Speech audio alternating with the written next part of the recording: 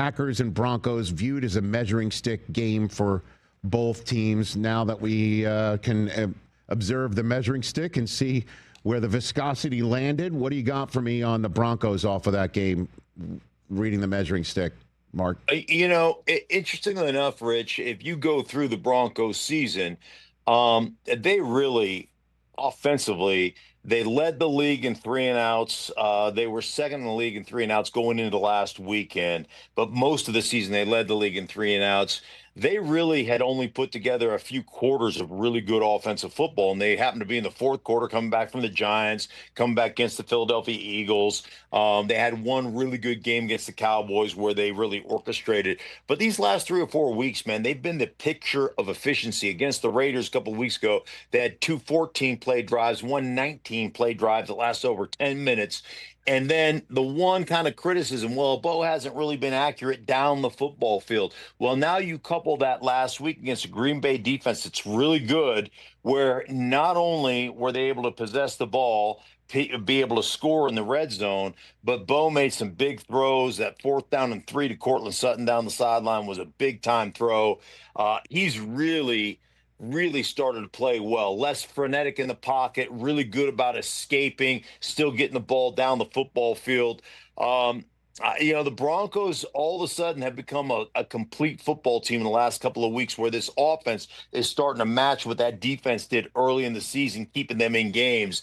And they're a dangerous football team in the AFC right now. Well, what's the difference between playing a game like that and then the one that's coming up for them where they are the measuring stick for another team, right? Jacksonville comes in. You've called some Jacksonville games. I called one. They don't look anything like the team that I saw in London right now. They are balling out. They are feeling confident. They are, I think, an extension of the attitude of their head coach right now, which is what you know is a sign of a positive result in the NFL. What do you make of Jacksonville? You also just saw Houston too, brother.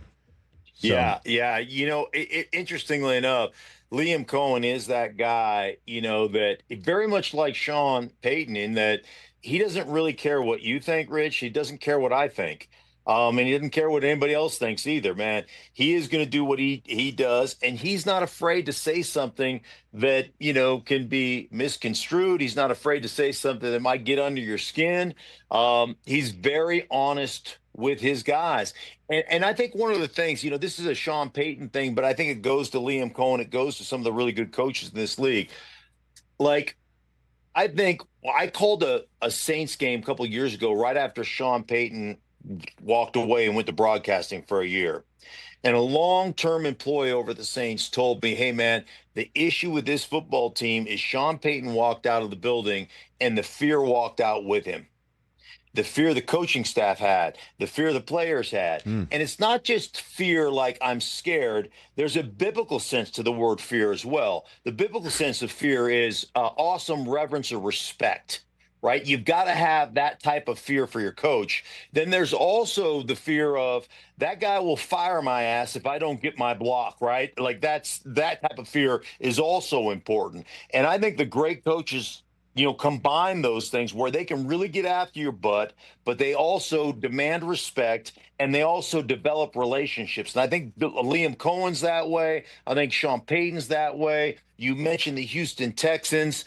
Their head coach is that way. DeMeco Ryans is incredible that way.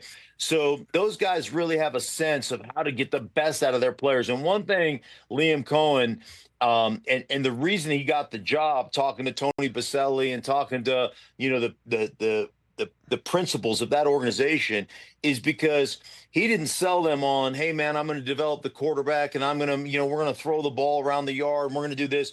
He sold himself on, we are going to run the football.